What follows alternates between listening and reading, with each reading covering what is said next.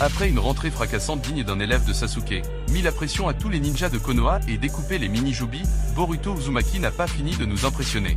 Déjà avec un nouveau Rasengan annoncé dans le chapitre précédent, et qu'on avait envie de voir ce que c'est. Eh bien Boruto nous a pas déçus, et Code n'a pas fini de se faire manger des humiliations. Ça fait beaucoup là, non? Qu'est-ce que je vous avais dit? Il allait regretter de venir à Konoha et Boruto va lui faire pisser dessus. Yo les shinobi, bienvenue sur ma chaîne pour la review du chapitre 3 de Boruto Trouble Vortex. Boruto a encore frappé. Après que le premier chapitre a eu le titre du manga le plus lu sur Manga Plus et se faire boycotter, Boruto va montrer au monde qu'il mérite sa place de meilleur manga 2023. Avec la sortie du troisième chapitre exceptionnel que certains pensent être le meilleur chapitre parmi les trois, car il cause déjà des problèmes, après 30 minutes de publication sur Manga Plus. Perso moi je vois que tous les trois sont les meilleurs, n'hésitez pas à bombarder le pouce bleu avec du ninjutsu et vous abonner. Car ici on parle de Boruto et Naruto tous les semaines, vous savez quoi faire pour ne rien rater. Avant d'aller plus loin, voyons si vous êtes un vrai fan de Naruto. Qui a tué Jiraiya? Itachi, Pain ou Nagato? Laissez votre réponse en commentaire, je posterai les meilleures réponses dans la prochaine vidéo. Le chapitre commence avec la belle Himawari comme cover, cela ressemble typiquement à l'un des covers de Naruto, avec pour titre Uzuko. Il y a Code qui pense que le Rasengan Uzuko de Boruto est le même et se demande pourquoi il avance sur lui avec une telle assurance. On lui voit qui passe derrière Boruto grâce à ses griffes pour le prendre en surprise. Boruto riposte, il tient la main que Boruto allait utiliser le Rasengan et l'attaque de l'autre côté, mais cette attaque avait été parée si facilement avec Boruto. Pendant au moment où il pense avoir empêché Boruto d'utiliser ce Rasengan et se foutre de sa gueule, on nomme Boruto qui lui répète: Bro, je te l'avais dit, ce serait facile pour moi de te tuer, et c'est déjà fait. Et on voit le tourbillonnant qui enveloppait Boruto parcourt le corps de Code, il panique et se demande que est-ce que cette technique. Boruto lui fait un dernier avertissement. Soit Code l'amène, où est le vrai corps de Jubi, soit il crève ici. Quelle humiliation. Pendant que Code pensait que c'était une blague et attaque Boruto, il s'aperçoit qu'il ne peut pas le toucher. Tantôt Boruto est à gauche, tantôt à droite. Mais en réalité Boruto ne bouge pas. C'est Code qui le voit ainsi car il est déjà touché par la technique au moment où il a touché Boruto. Ce Rasengan de Boruto est très spécial car il insuffle le chakra de la Terre d'As son Rasengan et que qui que ce soit touché par cette technique se voit recevoir la rotation de la Terre. Pour que vous compreniez, Code est en train d'encaisser continuellement la rotation d'une planète à l'intérieur de son corps jusqu'à n'en plus pouvoir, et en mourir c'est de la folie. Et dans la suite, on apprend que DAMO ne connaît la technique du Rasengan Uzuko de Boruto, et c'est lui qui explique tout premièrement à Eda le fonctionnement de ce pouvoir. Il dit que ce pouvoir est offensif et intéressant de son point de vue. L'utilisation de ce pouvoir fait trembler la planète, c'est ce que dit DAMO. Boruto a intégré dans le corps de Code un Rasengan qui absorbe la rotation des étoiles ou de la planète, c'est une dinguerie.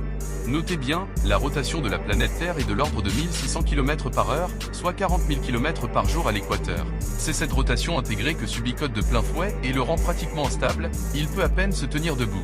Code ressent dans sa tête la vitesse de rotation de la Terre, et il mourra inexorablement avant que la rotation de la planète s'arrête. Un exemple tout bête, vous imaginez un peu quand on tourne sur nous-mêmes à même pas 15 km/h, on est obligé de s'asseoir sinon on perd l'équilibre, l'oreille interne ne cessant de tanguer. Code lui subit 1600 km/h. Après on voit Boruto qui lui lance une technique de paume de main digne des Hyuga, qui envoie Code faire un saut de Jeux Olympiques de plusieurs mètres. Et Code a pris très cher, tellement Code est franchement incroyable de rester debout après avoir encaissé cela. Sa résistance surprend même Boruto. Pendant que Code voit Boruto en tourbillonnant et essaie de comprendre ce qu'il arrive, il demande à Boruto que est-ce qu'il lui a fait. Boruto l'explique qu'il a goûté un contre-attaque de la planète qu'il a essayé de détruire. Et ce pouvoir qui circule en lui ne va jamais s'arrêter à moins que la Terre arrête de tourner. La Boruto est clairement au niveau des plus puissants Otsutsuki, qui fait que beaucoup de gens ont du mal à voir comment Kawaki va lui tenir tête. Un mec quand il te touche il te fait tourner à 1600 km/h, c'est un mec à éviter. Perso je suis impatient pour la suite qui s'annonce phénoménale. Wow, tu vois quoi? Tu joues quoi, bâtard?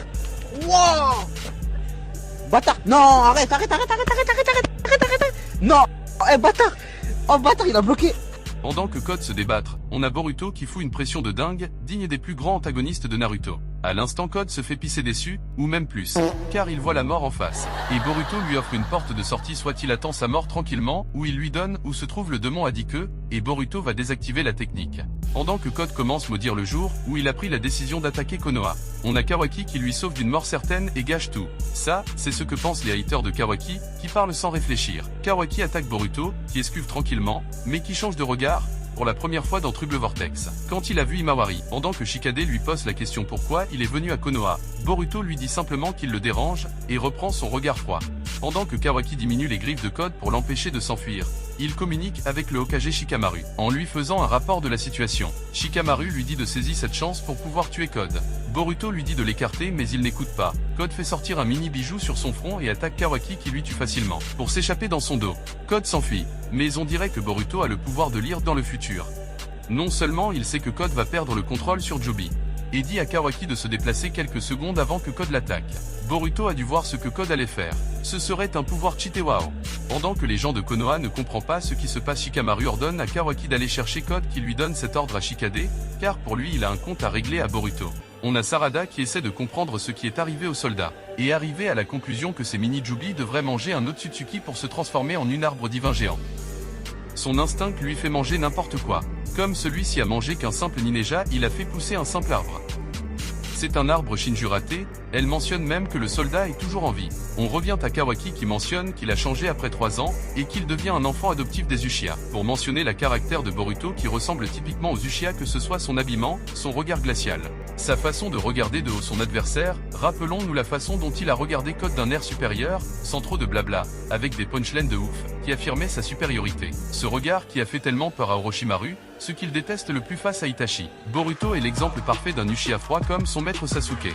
Comme un Uchiha, il ignore complètement les propos de Kawaki qu'il traite de grande gueule, et semble rassurer qu'Himawari va bien. Kawaki lui dit s'il veut mourir à Konoha, il va l'aider tout de suite. Et le Uchiha lui répond que ce n'est pas son jour et qu'il faut que Kawaki recule. Kawaki lui parle, pour lui c'est du blabla car il discute avec un crapaud du monde Muboku qu'il a placé sur Code, et qui est parti s'exiler au monde Muboku après avoir été gravement blessé. Bonne réponse Kashin Koji. C'est avec qui Boruto s'est entraîné durant ces 3 ans car, avec l'énergie naturelle qu'il ajoute à son Rasengan, et ses crapauds aucun doute, la vérité est trop claire. Koji a non seulement survécu, mais il est devenu probablement le maître de Boruto. Le duo maître et élève entre Naruto et Jiraiya vient de renaître. Avec Boruto et Kashin Koji, Code s'est fait avoir par Boruto alors qu'il a utilisé le même stratagème que lui avec Shikamaru pour infiltrer Konoha. De la même façon Koji a utilisé ses crapauds sur Konohamaru, c'est de la même façon que Boruto utilise les siennes pour surveiller Code. Et une fois trouvé Jubi, on voit Boruto qui fait un signe qui pourrait soit une explosion comme Koji pour éliminer Code ainsi que Jubi, soit se téléporter vers Code qui est en train de se plaindre de l'autre côté. Déjà son associé est victime des mini-Jubi, est-ce que c'est l'un des monstres qui ont commencé à se libérer de son emprise? Est-ce que Sasuke est parti pour une autre mission car pour le moment là il considère que Boruto peut tout gérer? Est-ce que Code va devenir l'OTE de Jubi? Ou va-t-il se faire exploser ou dévorer par Jubi? Comment Kawaki va faire pour tenir tête à Boruto? On aura la réponse à toutes ces questions dans le prochain chapitre Boruto Trouble Vortex 4. Il se pourrait bien qu'Himawari va jouer une rôle importante dans le prochain chapitre vu dans celui-ci il est mentionné qu'elle poursuit ses 2 frères. C'est le moment de bombarder à pouce bleu avec des likes et abonnez-vous en masse à notre chaîne. Car ici je vous parle de tous les nouveaux de Boruto et Naruto et vous explique comment Naruto est le meilleur manga du monde. Ensemble on va montrer au monde la grandeur de Naruto, venez rejoindre la meilleure communauté de Naruto et Boruto. Viva Naruto!